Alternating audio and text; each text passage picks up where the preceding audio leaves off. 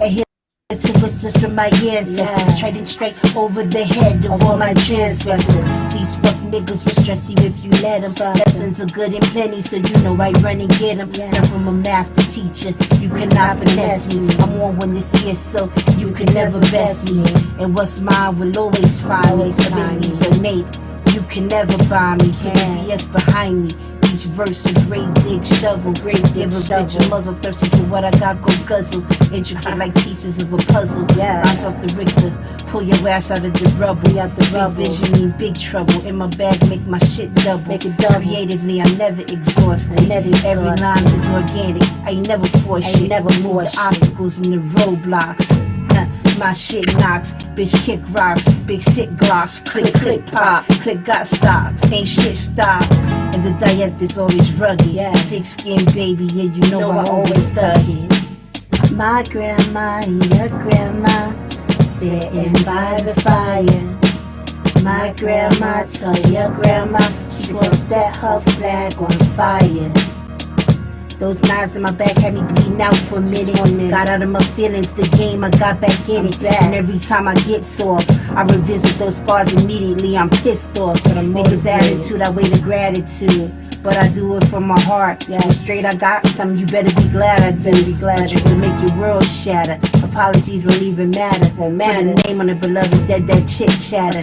There's a darkness within. I avenge like the Legion of Jinn. I avenge like the Jinn. When I'm enraged, turn out on the stage, grab the sage. The beast is in takeover. The wordplay litty. Voices fled the airways of every city. Allah is merciful, but me, I show no pity. Attempts to take me out with boomerang. Watch me do my thing. Seven headed reaches as my features. Don't wage war. Just trust me one way or another. I'm going to feature. Indigo was charming. The shadow version of me is quite alarming. Stop playing with me. It's not a game. My grandma and your grandma sitting by the fire. My grandma told your grandma she gonna set her flag on fire. And I'm telling you, I'll flame you up.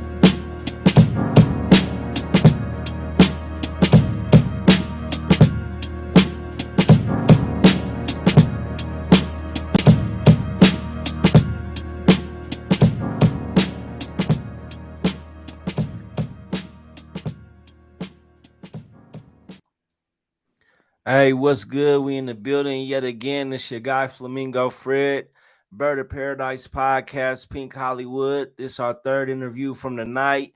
For the night, we've been from LA to Utah. Now we touching down in Atlanta. Hey, go ahead and introduce yourself. It's the one and only Indigo Phoenyx. What's good? What's good? We in the building. I'm happy to have you. We in the building. We just chilling on this late night for you. It's getting Yeah, there for definitely me. late night. you know, Late night for you. We getting there for me. You know, so I know I appreciate you. Sending me a little bit of your background. You've worked with a lot of people. You from NY originally. Now you in Atlanta. Yeah. How's that going for you? How'd that work for you? It's pretty good. Atlanta is the second home for me now. After coming from New York, I was born and raised in New York. Yeah. Kind of got in a little bit of trouble with gangs and stuff in New York. And since my mom was living here, I used to come visit every summer. And one summer they made me stay, and that was that. So this is home for me now. So let me ask you something. I told you I'm from San Francisco. And Hmm. when I was a kid, we used to have an OG that used to play guitar with my pops, and he was from NY. And he used to talk big shit. I played ball. I used to always carry a ball around. And he said, you ain't no ball player. You gotta sleep with that ball. But he used to just talk shit, drink and whatever. But he used to tell us about, we used to ask him about the gangs in New York, because we from the West Coast, it's the Bay Area up north. We don't really gang bang like that. Now in LA, they kind of gang bang. But he used to tell me, they had different gangs in New York kind of form like the form like how they formed the gang was kind of like the movie The Warriors, you know. It was. You It know, was. so how is Yeah. that how they did it over there in New York? Yeah, it's definitely how we did it there. When I was there was no Bloods or Crips or anything like that. It was Decepticons. Mm, Um, Basically, that was the main crew. Some Church Avenue boys.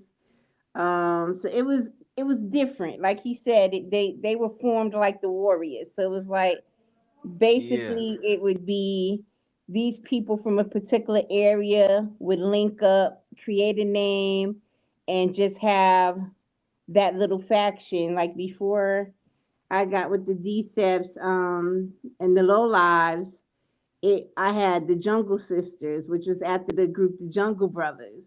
So yeah, it's like people would just form those little, click, names and have their crew, have the way they dress and the attire. So, for the most part, the Deceps will carry the hammers, and the Low Lives wore all Ralph Lauren, which the Low Lives still exist now, as do the Deceps, but everybody has changed for the most part. So it's not about boosting; it's about love and loyalty, and yeah. it's become a worldwide thing. And you can see that through a lot of the music and the hip hop culture. When you see everybody rocking the Ralph Lauren, that's how influential um, that organization was from the late '80s until now.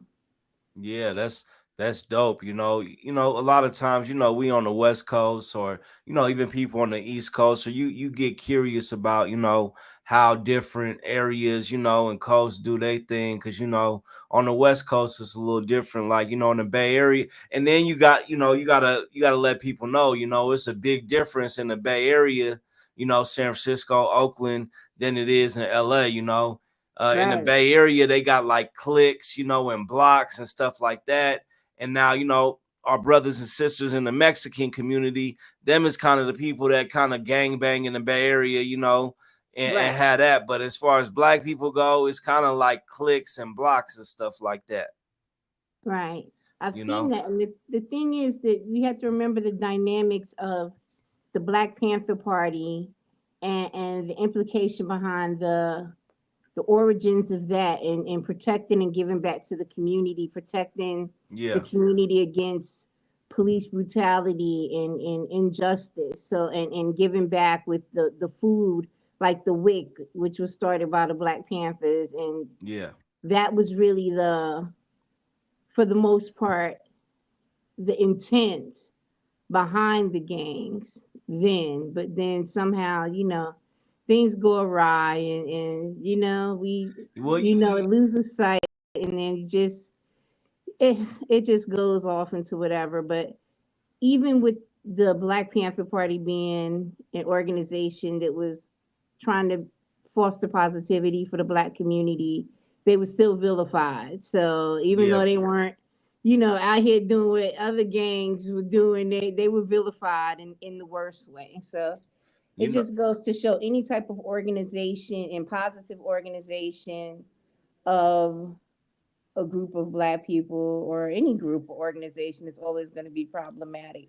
Well, most definitely, it's a divide and conquer thing. And I know Hmm. you guys, New York is even bigger. You guys got way more stuff going on, but in the Bay Area, there's such a mix of so many different people, and then there's so many different things. Like, there was the hippie influence, then there was the Black Panther influence, and this and that. And I remember seeing the influence of, uh different things in the community. I mean, I remember the OGs came to me, when I was a kid. I never forget, he said, I ain't never saw crack. It was treason.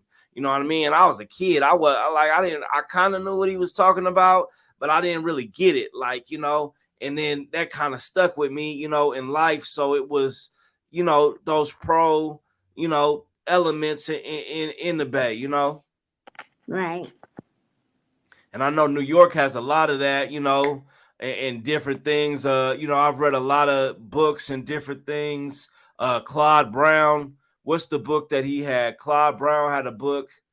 Um, that he wrote growing up in New York. I forget the name of the book. Damn, but he talked about a lot of different pro-black organizations and different Hmm. things coming up, and the Muslims and different things like that being in New York. Right. Well, I feel like this, for the most part, the thing that really helped me change was reading the autobiography of Asada Shakur, Mm. and that really grounded me. And it was a book that Shahrazad Ali wrote as well. So those were two things that I I read haven't that read were I haven't really read those, but I remember powerful.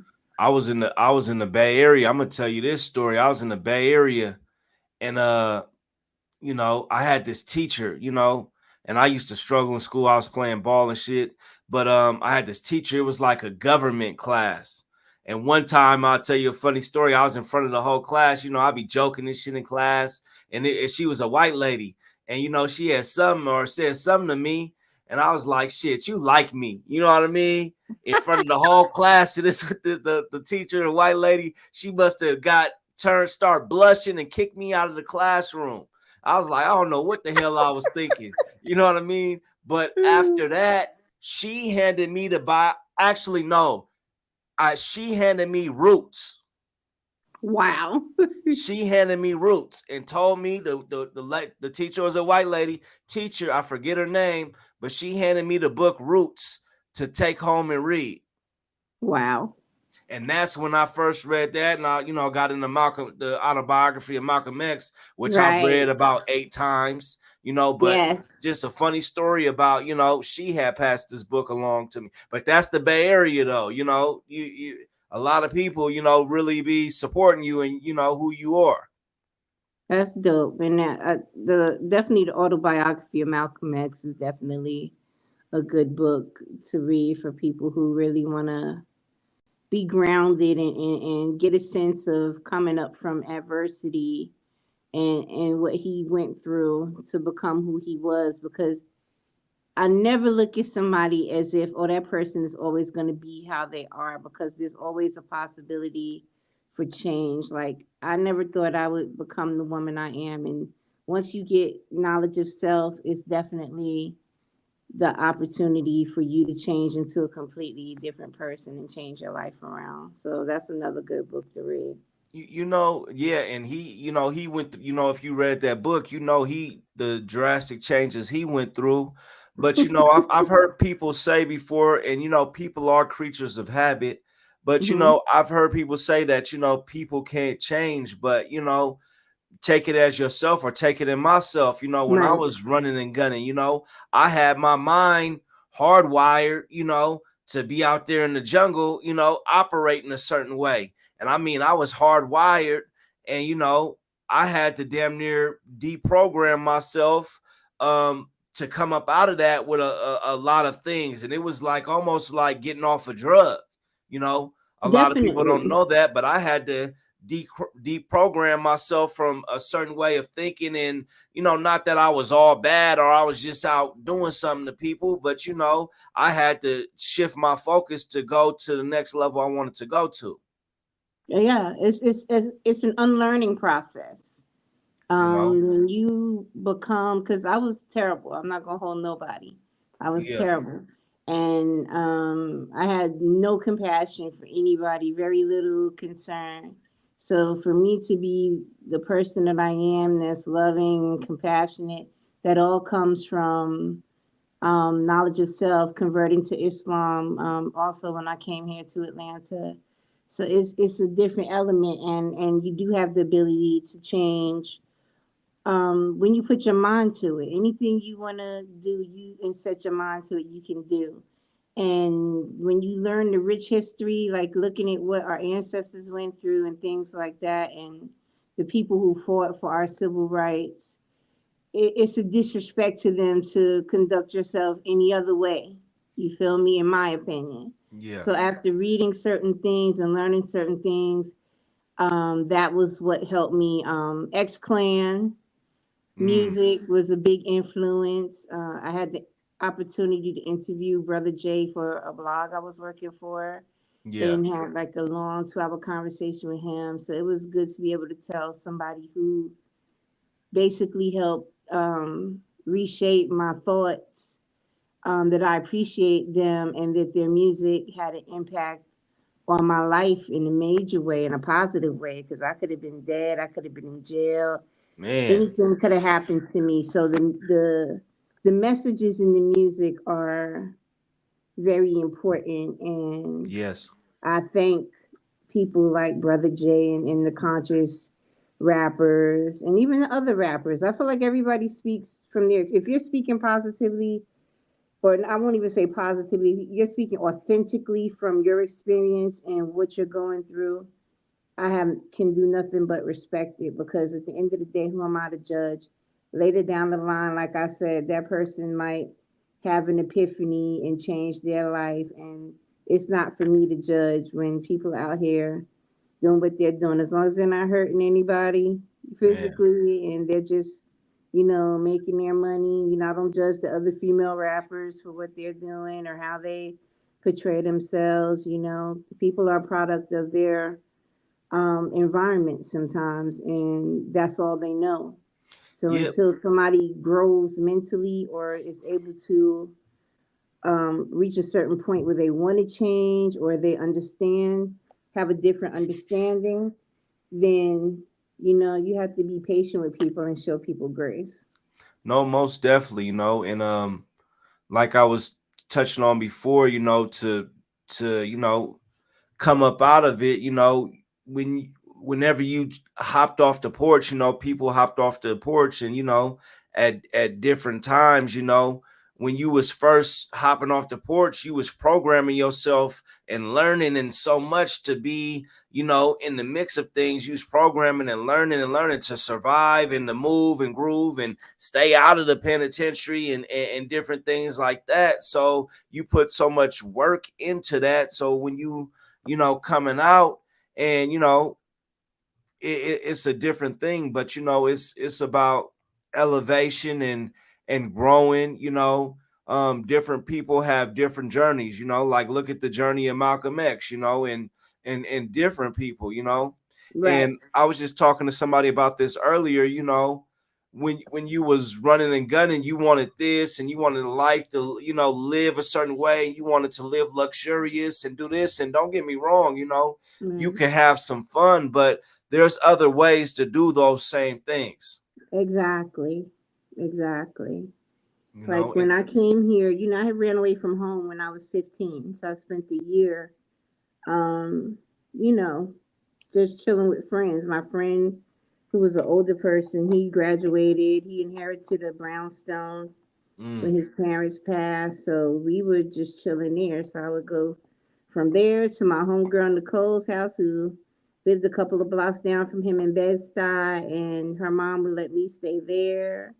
And I still went to my dad to pick up my allowance and everything like damn. that. I was just, I was rebellious, and I always tell the story.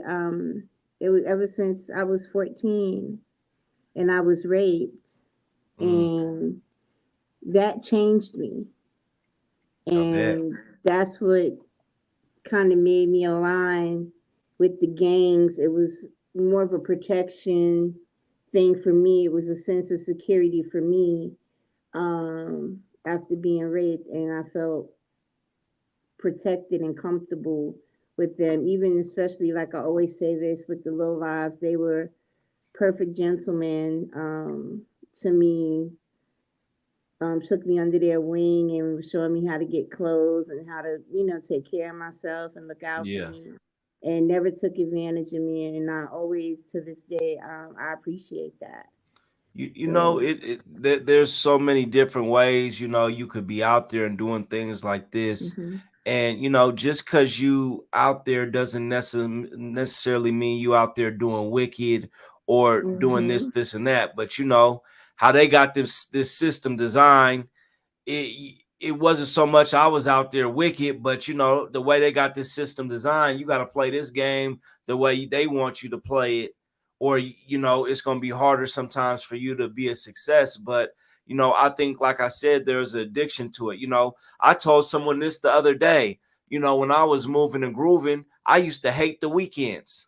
You know, everybody always lived for the weekend, weekend. But I used Right. to hate the weekends because now everybody that's a square is coming out and they ready to party. They all in the way in traffic, taking up this, taking up that. I missed the week where it's a certain time during the day. I got the road to myself, and I'm moving and grooving. I'm being able to move on your own schedule. You know what I mean? Right. Being able to buy the things that you want and have a hotel room on the beach and just it's addicting, but it's life happens. Right. And living that fast life, it can be pretty addictive, but it's all about growth. And when you realize that sometimes those things aren't the real riches in the world, like your Yeah. health, your family, like it's so many other dynamics to it, so many things that I've gone through as far as a million near death experiences. Definitely put my life in perspective. I had 3 heart procedures this year Mm. and went into respiratory failure, and that definitely helped me refocus myself and my life and stop, how could I say, whining and complaining about things, and just really being more grateful for every time I wake up and I'm feeling great. And even if I'm not feeling the best, just being grateful that I'm here. So different things put your life in perspective. And sometimes people have to go through certain things in order to make that change. You have to get uncomfortable sometimes in order to change. Yeah, most definitely. This is life, and you want to spread information. Then also, I think a big thing that you start to think about is your legacy. You know what I mean? When Hmm. people look back at your legacy, and not everybody thinks about this, but when people look back at your legacy, what will your legacy be? Right. How did you uplift? What did you do for these children? What did you do here? What did you do there? Right. How are people looking back and reflecting on you? What change did you implement? And I mean, it's and it's just my own personal journey. It's almost like you know, I had this feeling, and it's not an ego putting on me above nobody else, but when I was a kid, I felt like I was gonna do certain things, and do stuff. What that was, Right. I don't know. I was a kid, but to watch the timeline of my life and certain things that I've been through, it has to be some type of higher power that's got a hold of me, because I went from running and gunning. Now, I went to protesting. I'm in the newspapers across the country. You know, Right. I went to from there to mentoring these children. You know what I mean? Mentor program, mentoring these children. I went to being in the equity task force where I was at.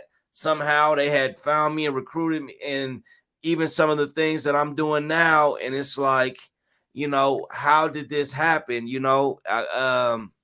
It was like I almost didn't have a serious plan for it to happen. All these things just kind of, it was like a force pushed it to me or something. Exactly. It's your destiny. It was in the cards for you. So I've So been kind of that like, happened. I've been kind of like, for me, like, man, let me make sure I'm treating everybody how I feel they should be treated. Let me make Exactly. sure, I've been sending blessings to people when they ain't even around me, and trying to stay positive, and I ain't perfect, but send out as much love as I can, because I'm like, damn, this how far I came. Like, what else this higher power got for me, and where it's taking me. Right. And people have to realize karma is not only for negative things, but the karmic deposit you put in, you get back, be it good or bad. So when you put good in the universe, good comes back to you. So people have to really think about it in that perspective. And I had the same feelings when I was younger. I knew I had would serve some type of a purpose. I was different. I knew I'm clairvoyant, so I already knew I would see and know different things. And as I got older, dreams and things I had actually started to make sense. Things started to come to fruition. So, sometimes you're divinely guided towards the path that you're supposed to be on. So, always stay in tune with those messages and those feelings that you get, because sometimes that's the proper guidance for you through your ancestors. It's divinity. Man, that's real. I never try to be like, there's some people out there, that they'll try to take anything as a sign or as a message, and Hmm. they played the numbers or did different things. They took everything. They look at the Jiffy cornbread box, and there's the number, the date is printed a certain way. Now they got to play. It's a higher thing. So I never tried to be a person that was like that. But there was a long time where I felt like I was thinking to myself, like, damn, I don't dream no more. I don't Hmm. dream no more. And then every once in a while I would have these deep, vivid dreams. Like I was there. And then this I started seeing stuff out of my dreams come true. Right. And That's the premonitions. I was like, damn. It like I didn't want to be one of these people like, oh, I dreamt this and this and that happened, but it was weird.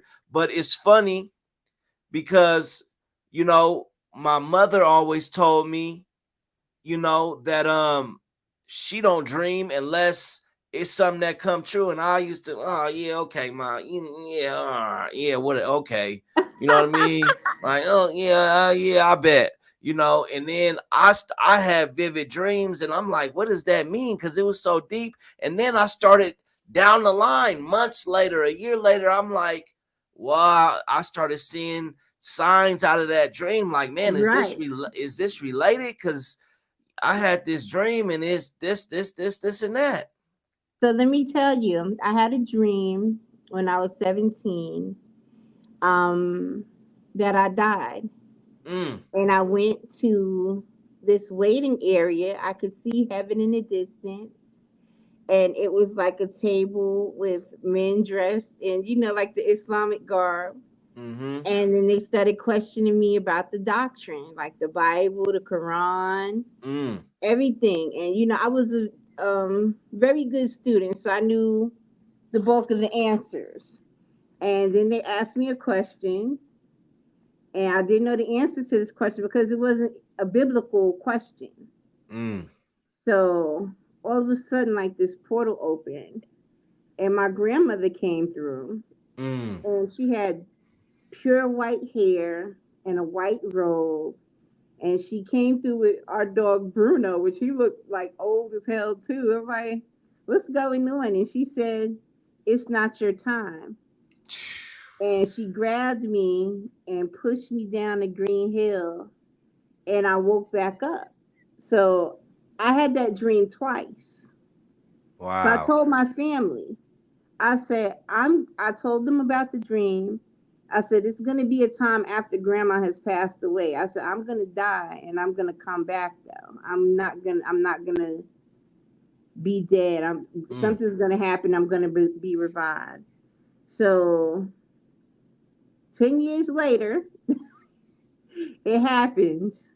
damn. I touched some pollen. I'm going to my new apartment to wait for the light company to come. Like there's nothing hooked up. I drink some water. No cups, nothing. I drink from my hand. God, there's nothing to drink from. The apartment is just new. So next thing I feel my lip tingling, and I'm like, I remember somebody telling me about somebody who died. Their lips started tingling. They had an allergic reaction. So Mm, luckily, my husband's cousin lived two doors down. I went to her apartment, and I'm like, something's wrong. She said, yeah, your face. They called the ambulance, and I could just feel it. I went and sat on the step outside because she had children. And I told her, I said, hold my hand. She said, what? I said, I'm dying. She said, what? I said, I'm dying.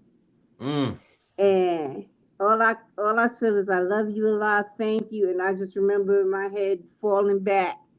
And I woke up with the ventilator. I could hear talking. All I saw was blackness. mm, But I could hear people talking around me. I was dreaming I was coughing up dirt like I had been buried. And when I woke up, the I was on the respirator. mm, They mm-hmm, kept me on the respirator for a couple of days. But I told my mother, I said, see, this is it. She was like, yeah. I was like, where's my clothes? She said, they had to cut you out of your clothes in order to try to revive you.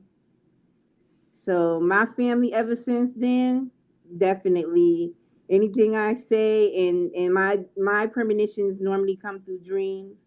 So when you see those things happening, take those dreams to heed, especially the very vivid ones and the So ones that give you the headaches. so Those are so the premonitions. so it was the pollen that you had like It touched was some the pollen. from And the flowers. crazy thing is, in one of our books, it was mentioned. My daughter was born 9/11, right? Mm-hmm. Here goes the numbers. In in our holy tablet on the page 911, a guy named Adafa came in touch with pollen. Mm. He died. He went to heaven. Mm. He went to purgatory. And he came back to be a witness that there is an afterlife. So when I read that, that definitely put in perspective of what my purpose was and what's going on. Now, when my mom died, I lost my faith. My premonitions, you when you lose somebody that close to you, you don't know if it's premonition or if it's just your heart wanting to see them in the dream or I just was gonna touch on that, but yeah, seeing go them, ahead. and it's like, oh, this is just my pain. And I threw a tantrum that day. I stopped reading the tablets and things. And I said, well, Allah, you know that I'm clairvoyant, and you know I can't tell if these things are just what I want to see or if it's what you're sending me. Can you send me a physical sign so that I know that I'm right? And I promise you, my word to Allah, that very next day, a woman knocked on my door and she had a baby in her arms. So I'm like, who is it? She said, it's your neighbor. So normally, I'm not going to open the door just for anybody. So I saw Mm-hmm. she had a baby. I was like, can I help you? And I still didn't open the door. And she said, well, the spirit moved me and told me that I had to come over here today. I was supposed to come months ago, but I didn't know how to approach you. But it told me absolutely today that I had to come and tell you to keep your faith and that you're on the right track. Mm. And I opened the door for her and I just fell down to my knees and just start crying and just was like, thank you, Allah, for sending her. And I had her stay there and wait the whole time. She waited there like an hour at the door just talking to me until my husband came. And I told my husband, I said, see, he sent me an actual sign. He was like, who's this? I said, I'll tell you about what she told me later. But then when I told him, he was just like, he was taken back, like, yo, I can't believe that. Because he was there when I just kind of like spazzed out. So for him to get off of work, and I'm like, he sent me a physical sign. He literally, so I never questioned anything in regards to where I'm at or what path I'm on, basically. Man, I'll tell you, and like you said about you wonder if you've been affected, like somebody passing away. Mm-hmm. You want to see them in your dream or something. But Right. I had this uncle in the family, and this is some of I don't tell much of my business, but a lot of this stuff is the first time I'm saying publicly. I don't never, but we talking. But Mm-hmm. I had an uncle that passed away due to suicide, and Mm-hmm. I was younger, but it was sad that he passed away. But we seeing a lot of murder, seeing a lot of death. It didn't really Mm-hmm. like just shatter my heart in two, but it was sad, and it wasn't no, like I was just heartbroken, like really close family member, like maybe you were. But there Mm-hmm. was this time, and you telling your stories made me think about it. There was this stretch that I kept seeing them in the dream, and he kept popping up in my dream, popping up in my dream, popping up in my dream. And I remember one dream I had, I can't remember it all the way, but him and my grandfather was in a dream. And I mean, we just chilling, we doing, we just doing regular life stuff, It's Right. like in your dream, you like in real life, you just living your life in a dream. And I remember had came to him like I was stuck, like I thought you was dead. Like I thought you was Right. gone. I Then thought you after was you chill with them a while, you be like, "Oh, they're yeah, dead," and you just keep chilling and be yeah. quiet. Like, I'm like, I thought you was dead. Like, I'm like questioning him, like, what's going on? Like, what's going on? And he told me in the dream, I ain't dead, something, something, this, and that. And that was the dream. And I woke up from the dream, but ain't that the craziest thing ever for somebody to hmm come to you in the dream and tell you I ain't dead? Of well, course yes. I mean, of part of course my they're not ability is here, but also maybe communicating with the dead. So sometimes when people have died, even one of my friends, her grandma came to me in a dream. I didn't even know she was Haitian. I said, this lady with the accent came to me in a dream. She said she was your grandma. And she said, wait, she had an accent? I said, yeah. She said, my nana was Haitian. I said, oh, she kept giving me these 3-digit numbers, and she gave me this number. It was the lotto number. I told her you should play this number because she kept giving me these 3-digit phone numbers. Like she was on a rotary phone and kept dialing these numbers. And she missed playing the number. She could have hit the number. I said, your grandma, I didn't know your grandma was Haitian. So clearly it was her giving me the message. So you should have just listened. that's that's that's that's Far as wild. I know, my homegirl from Brooklyn, I didn't know her family had Haitian. Yeah, it's wild because somebody came to me in this dream. Obviously, they not here, but for them to come Mhm. to you in a dream, like I'm not dead. So, are you somewhere existing? You Oh know yeah, what I now mean? you know we are energy. Like we never actually really die. So And like I said, people used to come to me, tell me this, and I'm not a person that's acting like but you start thinking that now that talking to you, and you start hmm reflecting on it, it's like, well, wait a minute, I I don't talk about it that much, but I have had these dreams of situations, and and it starts then you start diving into, well, what are we capable of as far as your third eye, and what are we capable hmm of doing if we are able to focus this energy and meditate, and what are we capable of? right. Well, you know, when I converted to Islam, and I turned 18, I moved to the Tabernacle. So I was there practicing Sufism. So I would meditate and pray all day.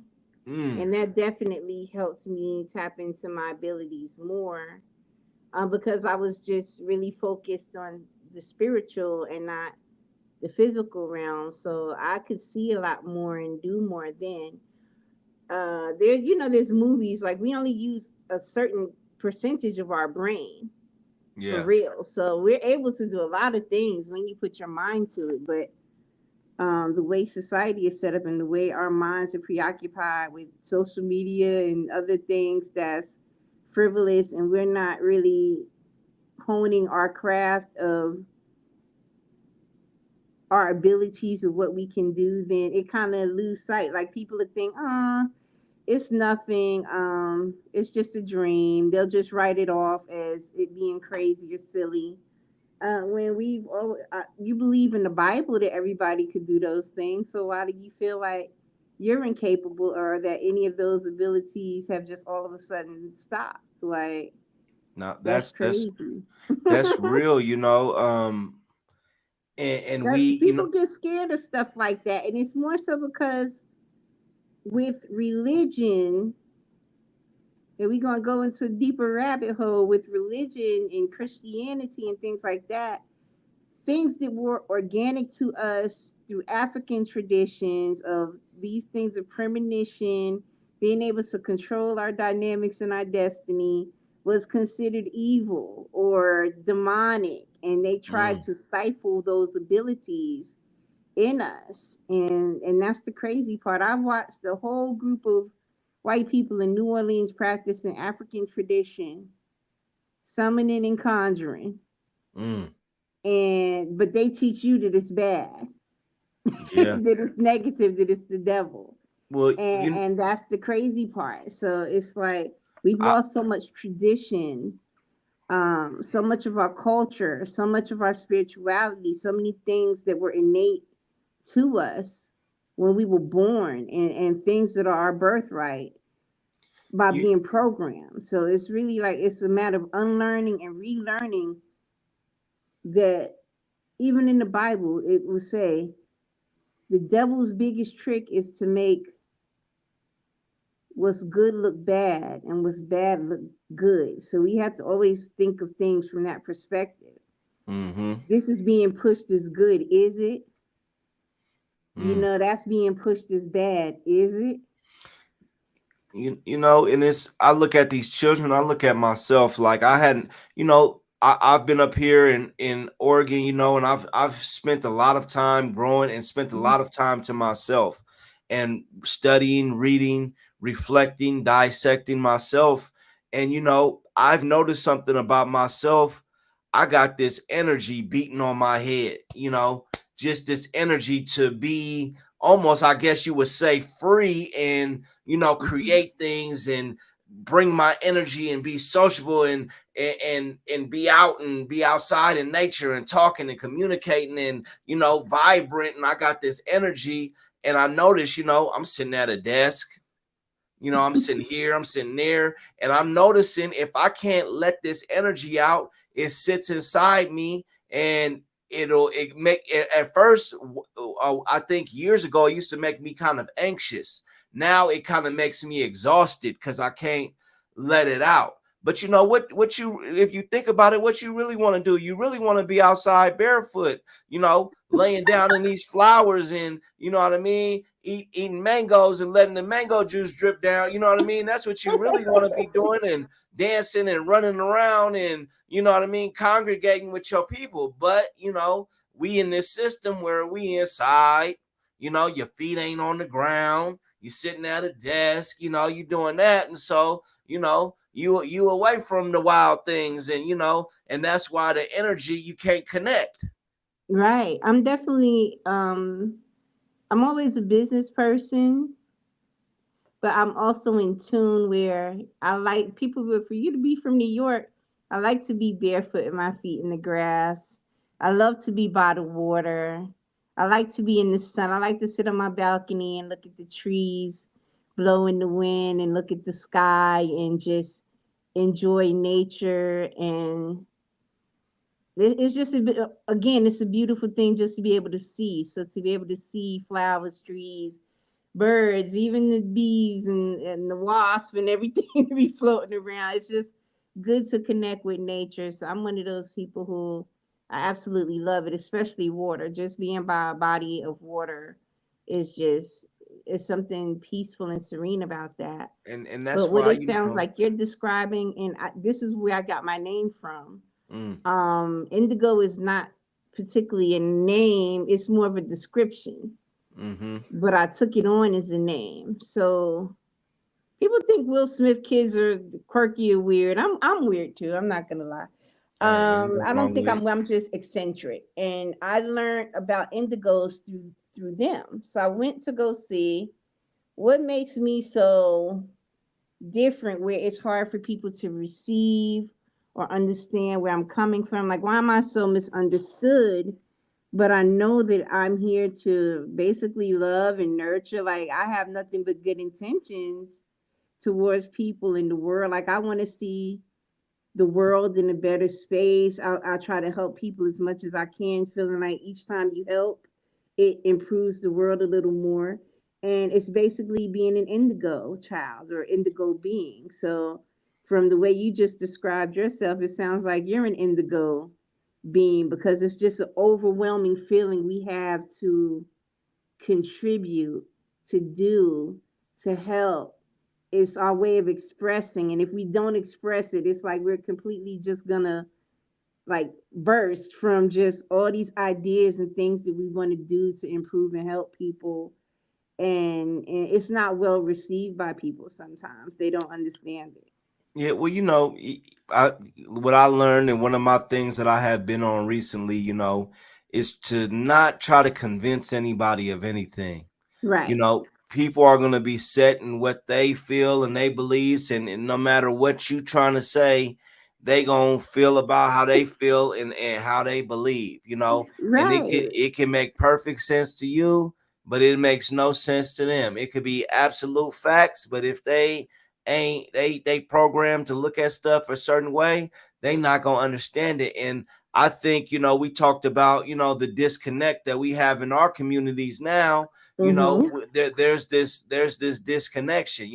If you come telling people certain things and about waking up and doing this and that, they gonna look at you as, crazy. Like, I grew up just like you from, New York. I grew up in San Francisco Bay Area. I grew up in the city, but there was a time in my life where I like kind of wanted to connect and kind of be a hippie, and that's how I wound up here, like just exploring and doing something. And it's like, what is that that's calling you to that? What is it that's calling us to want to be outside and be by Mm-hmm. water? And when you was on them fishing trips with pops, you felt free. Now you back in the house and you feel constricted and wanting to put your feet in the grass, and this energy, at least for me, I don't know if everybody has that, because people, you know have different things. But like I said, I got this energy on me that makes me want to, you know go downtown, and we play the drums and we congregate, and we Right. having a team meeting down here, but everybody don't have that. Everybody doesn't, and it's like when it's the big saying, when people see you move different, sometimes it bothers them. So you really being in your space and being your own person. Like I was in that hippie zone too, like just bugged out, dress a certain way, just really in like a hippie vibe, and it was like it's carefree. It's not really material, and it's just about good vibes, good energy, being around good people. I used to be at the park dancing all night, like literally just outside till the sun come up, house dancing and just having a ball. Like it's just about being carefree. Yeah, And sometimes people don't understand that because of their insecurities. Like when you're secure in your weirdness or your eccentricity, it bothers people that you're confident because they want to be as expressive as you. They want to be as comfortable as you are with expressing yourself. And some people have been taught that it's not proper to be that way, that you should conduct yourself a certain way. And it's like you can this is why I always say it's a paradox. And I have the album The Goddess Paradox. I'm more than one thing. You can't put me in a box of being one thing when I'm so many other things. yeah, I'm refined, but yet I can be ratchet. I'm bougie, yet I can be ghetto. Like you can't make me be the one thing and make me conform to what you think I should be. I'm just a bunch of things, and I have a bunch of different ways I go about things. I have different characteristics, and that's just it. Like, and I thrive in indulging in any way I want to with any of my characteristics without judgment, and I don't care about what people think about it. So yeah. I think that's the thing. When you don't care, that also bothers people because they want to feel as if they can lay their opinion on you. Yeah, I've come across, and I've seen this maybe with my family, but and people thought, sometimes people think you putting on an act, or you doing this or Hmm. you doing that. Like, from a small child, I've always been a talker. You know what I mean? We was playing the video game with the older, and I've been a talker. When I was, my family had businesses in San Francisco. I started running the cash register at 8 years old. I'm in the middle of the city, in the hood, crack going on, this and that. So Right. I'm talking to adults all day as a child, conducting business. So, you got to learn how to talk, make people laugh, communicate, and then there's also people in my family, aunts, uncles who are charismatic. We used to come together, family gatherings, and they be in front of the whole family. You got people in your family that be telling stories and and, Mm-hmm. and doing that. And then I went to school. I was talking and in the mix, and I'm doing that now. But I've run into certain people that they can't understand why they can't do that, or they can't understand how you do this and that, or why you dress different, or why yo background look this and you flamingo friend this and that. But I say to people, you got to figure out who you are and play to your strengths, because part of this whole life thing is really figuring out who we are, Mm-hmm. and what character you are, and and play to your strengths, or work on adjusting your character to how it could be. But you got to be true to yourself, and it has to flow naturally. That's it. It has to be authentic. And I say this, like you said, passing down stories. My great grandmother grew up on a reservation in Cherokee, North Carolina. Mm, And my grandmother used to always tell me stories about her having the same ability I have, that she could see things, that she would see spirits, that she would.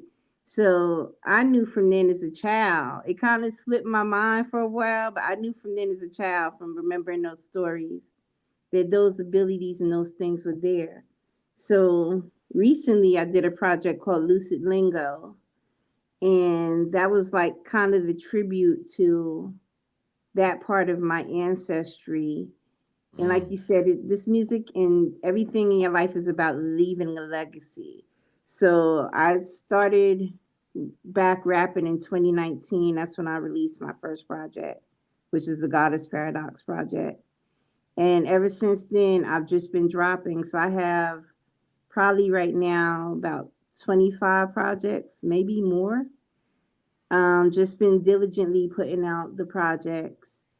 And with my mother passing, she was my biggest supporter. I say this all the time. She believed in me rapping more than I believed in myself rapping. So I never really pushed it or had that focus towards it, or my film stuff, because I write films too. So mm-hmm. once she passed, I really became dedicated to my film stuff, my music stuff. And it's just a testimony to show that you can get things done and just leaving that legacy. I feel like every album, I'm leaving a piece of me. I'm venting. I've been suicidal since I was 17, so I always like to speak on that. I like to let people know that you can overcome the adversity. That tomorrow might be a better day. So like you said, leaving a legacy in the music is not just about being rich, but it's about the messages that you pass that can be handed down to somebody else that could help them get through tough times. I feel like music has to translate and be relatable to other people, but it has to also be coming from an authentic place within you. So every most, time mo- I put out music, it's not to how people say, "Oh, you're just trying to put out music to compete." I have a lot of producers, so I make when I promise people I'm going to do stuff, I like to do it so that I can highlight the producers, so I can keep my word, and also um, I was diagnosed with the rare disorder where I could go blind or deaf. So when I mm, found that out, I definitely work super hard to put out as much content as I can, do as much as I can while I can. And I've been luckily blessed not to have, those things happen to me. mm-hmm. But just the thought that it could and the pain that I go through from the disorder, I make no excuses. When I'm in the hospital, I'm still writing. Yeah, When I had 3 heart surgeries, I was still in the hospital writing. I was still working on the magazine. I was still working on my raps. I was excuses only satisfy the people who make them to me, yeah, and I don't make excuses. And like I said, it's about the blessing, being grateful. It's definitely about leaving that legacy. I want my daughter to be proud of me and see that my mother pushed through and she actually did her music. She followed her heart and her passion. She did her film. She followed her passion. I want my grandson to see that. I want, my husband to be proud and see it. I want my family to be proud and see that. So that's where the legacy comes in. Anything I'm on, I collect it and I put it in a little box so that later on my grandson will be able to look back and be like, my grandma was in this book. She was in this book. She was in this magazine. She's on this album. She's on this cassette. She's on this. I want to make sure that he hears what I went through, that he knows that I love people. I love my people. I love my family. And regardless of who loves me, I want the best for everybody. Yeah, most definitely. And that's real. And I'm sending you strength, but you made me think of something, um we went through a time frame for us, where there was musicians, but we had great poets, and they Hmm. we don't speak about this as much anymore. But we had great poets, Langston Hughes and Yes. Maya Angelou and different people, and we can go on and go on. But a lot of the things that they do with these corporations and stuff like that is try to turn hip hop into something that's just for dummies or this Hmm. dumbed down stuff. But really, what I have embraced is, I'm not a rapper. I'm not a I'm a poet. Right. You know what I mean? I'm writing poetry and expressing it in a colorful way because, they try to take rap and turn it into, something else that we just done. And, I can go into, uh, where you could add the slang. I can go into another theory, if you look back at slavery, and I've said this oftentimes, but, they don't want to hear this. They only want us to make certain type of music. But if you look into slavery, slaves on a plantation, we passing messages back and forth on Right. this plantation. How we how you passing this message back and forth? You passing this message back and forth through code. You using Right. different words and different slang and different things and putting it in songs and singing and putting it in a different way, to get past these people. So, you can give somebody the blueprint to freedom or whatever information you try to pass. Now, Exactly. fast forward, hip hop first started. We got this slang or whatever, this message and this poetry ain't for everybody to understand. We passing messages, you know, Right. and this is poetry. So they'll try to play it like we just, buffoons or this or that and just making this music. And I had to, I'm a poet. You're a poet. I was listening to your Right. music. It's poetry. And I'm Thank writing you. message. It's for the next person. You're not supposed to understand what I'm saying when you just listen to it casually. But if you go write down what I'm saying, like they've had hip hop artists go to college courses. If you go write down what I'm saying, if they can go write down what you're saying and break it down, it's very intricate. Exactly. And I started with the poetry actually. Jim Morrison, the movie The Doors. That inspired Mm, me. When I was in the dope. tabernacle, I watched the movie The Doors, and I Dope. was like, he took his poems and made it music. So I wonder if I could take these poems I had and turn them into music and songs and raps. And that's what I did. So I initially started off with poetry. I still write poetry. I have like a whole mound of poems that I have in a book. I was thinking about putting out a book, but I keep them to myself for the most part. And the poems was what started the rap. So, like you said, it's really I don't freestyle really because I like to think about what I'm saying in writing, Mm-hmm. and it really comes from emotions. Therapy. It's like anything in my raps, I'm venting. It's like therapy to me. It's like a free therapy session. I'm Mm-hmm. getting it off my chest. Somebody's pissed me off. Somebody broke my heart. You know, and I just put it into the raps and I feel better. It's like writing it on a piece of paper and balling it up and throwing it away. You Me should recording definitely on the publish it.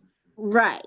I am thinking about publishing the poems because I feel like, again, like you said, that really hit making sure that I solidify my legacy. So I don't want them to just go by the wayside after putting all these poems out and especially me being a journalist and writing for these Mm-hmm. magazines and doing other stuff. Writing that out would be a breeze. Plus, I'm also working on a couple of other book things that I'll disclose later. But I'm Yeah. definitely the next thing I'm working on is being a best-selling author. So we putting that in the universe right now. Yeah, and I'm gonna put that in the universe for you too. But you Thank know, you. this comes from poetry. You know, if you look back at these old poets, and you know they're sitting there by the twilight, and mist hit my eye. I mean, that's nothing. And you know, the stars as I peeked out of my window. You know, that ain't nothing but what they call rap, which I always thought for me, rap was rhythm and poetry. Right. I like that. I You like know, that. that's what it always meant to me. Of course, we had a slang that, hey, I'm a rap to you. Hey, come over here. Let me, you know, let's rap a taste. You know, we had that slang, but when you break it down, rap was always, I thought, rhythm and poetry. True. I like that. I like that. I'm gonna think about it in that regards from now on too. You know, well, you know, like I said, my big thing is, you know, putting this time and energy into something like, and I've been branching out away from hip hop, and I say this every week. I've been working on some funk slash electronic music type thing slash. I've been really um checking in, you know, Parliament Funkadelic and Prince and Morris Day, and looking Yes. at this other, you know, I want to grow this expression and do something different. I'm gonna still do, you know, hip hop and stuff too, but I just got tired of people, you know, looking at this music, you know, because there was a time, if you go look at, you know, the late 80s, early 90s, you know, with a lot of these artists that were coming out, and you know, they had messages, you know, they was speaking, you know, they was saying something, and so they tried to corporations got a hold of the music and whatever else, and they try to just Hmm. brush this part of this culture. It's like they do that with everything. At first, you know, and we do this in our culture. You know, you give us pig intestines. You know what I mean? We gonna make chitlins. Whatever you give us, we gonna take. You know, we gonna take it and turn it Right. into something. So we had jazz music. They try to sweep jazz music under the rug. You know, then you take Exactly. rock. You know, rock the blues. They try to sweep that under the rug. You know, and then they to rock and roll. You know, and so on and so forth. So I got tired of people trying to sweep this great thing in the culture under the rug. Under the rug, right. You And Nina know, Simone said it best that music should be a reflection of the time that you're in. You should definitely be speaking on the current things going on, the what's going on politically, what's going on, you know, for us, like the black movement. Like I just went to a James Brown art exhibit, and it was mm, called Echoes of the Flame. And it wow, wasn't just about James Brown, it was about the art was influenced by James Brown's lyrics. mm, So not only was James Brown a singer, but a lot of people forget that he was an activist. So oh, like Black and Proud and things like that. And he went yeah, and you met know with how huge that Nipsey. was. He did a lot of stuff for the civil rights movement as well. He I wasn't just singing. So I just to listened to have that. Not to cut you off. I just listened to that like last week, and what it make James Brown. You know, I'm black and I'm proud. I just listened to yeah. that like last week. I go back and I listen to it every so often because it's not just this. He made the song, but for him to make that song at that time frame, you know, Hmm. and to do that, because you know, you able to go look at your people and was like, wait a minute, you know what I mean? Let me drop this on you. Don't let nobody make you feel bad for being you. And so for Right. in that time frame to come out with that, and you could think about a little kid, you know what I mean, that was down on themselves, or anybody that was down on themselves, and they able to look at they superhero James Brown. You know, these are Right. Say it superheroes loud. I'm black and I'm at proud. this Right. time. This is superheroes, and you could recite James Brown told me this. You know, you can't Right. tell me nothing different. Look, he told me this. So for him to be able to do that, that's crazy. That was major. And that's what I'm saying. The lyrics, the things that you put out in the universe, and the influence and the way you use your voice is very important. And That's why I make sure I'm very mindful of how I use my voice. I'm not going to always be this righteous seed talk because that's not completely who I am. I'm always Yeah. going to be authentic to my personality because, like, will I slap the hell out of you if you try me? Yes, I will.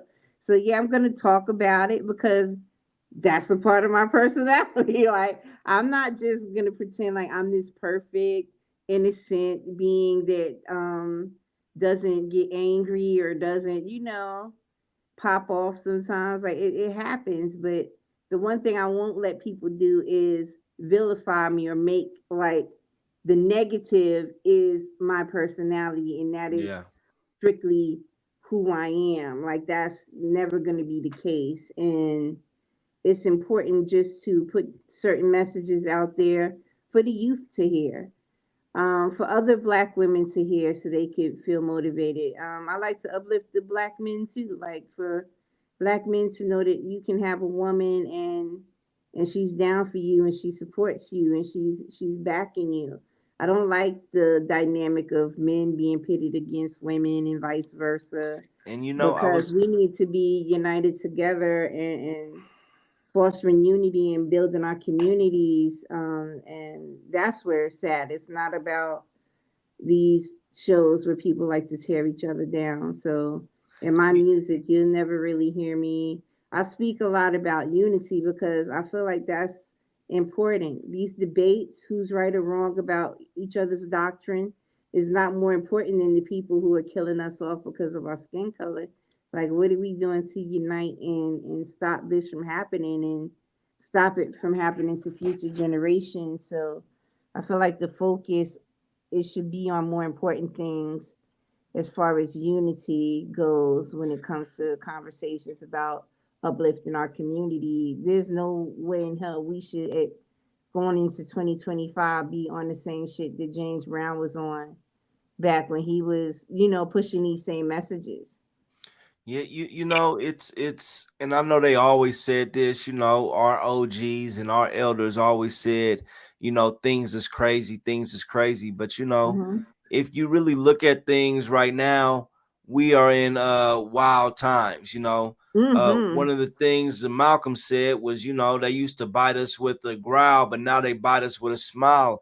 And I say that to say, you know, we have a lot of problems and disconnection going on now, and it's by an invisible source. You know what I mean? Before Hmm. they we used to have something that we could see. Now we can't see it. It's this disconnect between men and women and the family, the household, the this, Right. the young, and the it's so much disconnection. And really, if you look at, you know, if you're on social media and see some of the stuff that's, you know, a lot of this stuff that's on the social media, you know, it's the vibration be low.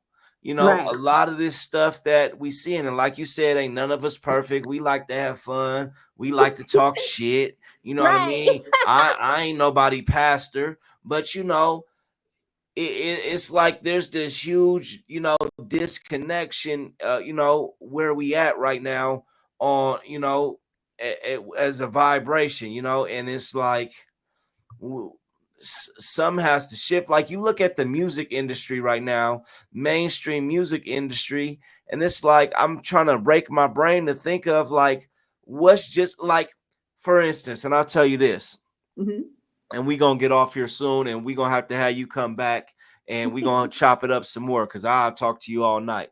But you know, Kendrick, I remember when he came out with that project To Pimp a Butterfly. Yes, that's one of my favorites.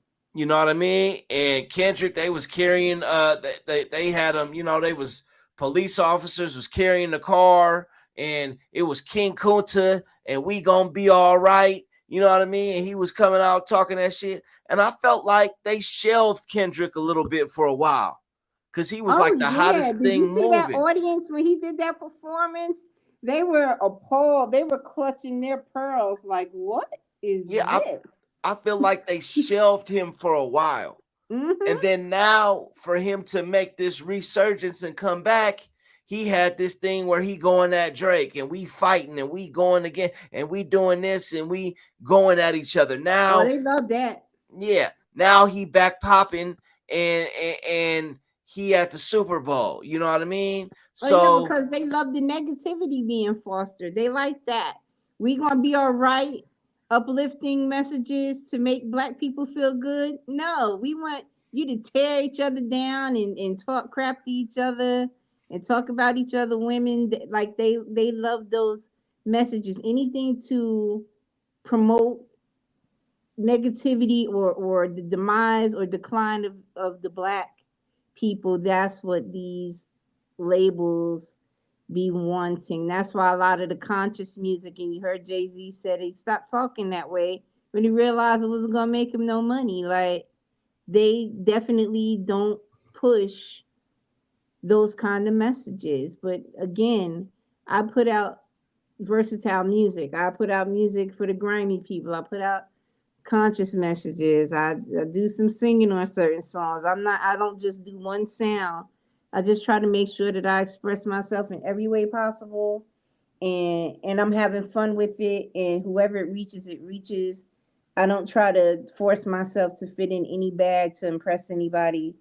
Everything just has to be organic, and you can't let certain messages, you have to be mindful of certain messages and how it can impact the community. So I definitely always try to make sure I express myself in a positive way. And even if I'm feeling a certain way, I still make sure there's a song on my album that at least fosters some type of positivity, some love, some type of ability to be relatable to somebody. But just you hit the nail on the head. They love to pit women against each other. They want every woman in a leotard with the yeah, we stripper got these. body twerking and showing their cheeks. I If you're mean, not and twerking and showing your cheeks, then you might as well hang it up that you're not gonna make it. Like somebody posted that on one of my videos, like, oh, she could rap, but she not she not out here like the other chicks, so she ain't gonna make it. That's kind of what made me take a hiatus from rapping until 2019, because I was told I wasn't pretty enough, I wasn't small enough, and it discouraged me. So I just stopped. And I was talking too much conscious stuff, so I really fell back from it because, I let people get in my head and tell me that I would not succeed, I wouldn't make it just because I didn't fit the look. But now I'm back, I'm doing my thing, and I'm proud of myself. And I hope my mom is proud of me. And that's all that matters. most definitely. Most definitely. We gonna work our way off of here. Yes. There was so much more, that I wanted to cover with you. Um, you have a long resume that you sent me that I don't want to get swept under the rug. There's so much more I want to cover with you, but we had an Okay. excellent conversation. We gonna get you back on. Hopefully, if you would be open to coming, and we gonna talk some more sometime soon. Yes. You got my gram, send me any new music. And even if it's something you want me to read and say, hey Fred, read this and check this out. My door is always open to do that. And I personally want to say, thank you for coming on this show. This is a little longer than I run on nights like this. I want to personally thank you for coming on this show. I really enjoyed having a conversation with you. And it's, uplifting and, talking about certain things, we think about and going through. And this has been, a very great conversation for me for, middle of the week. Yes. Thank you for having me. I appreciate you. And I'm Oh, definitely going to reach back out to you. We definitely got to chop it up some more. yeah, so tap back in with me. This is just a start right here. We're gonna do some more things and communicate some more. And but tonight we're gonna take it to bed. I know you later than me, so but tonight Oh we're gonna yeah, go to yeah, sleep. definitely about to hit it. Yeah. All right. So you take care and I'm gonna talk to you soon. All right, peace. All right.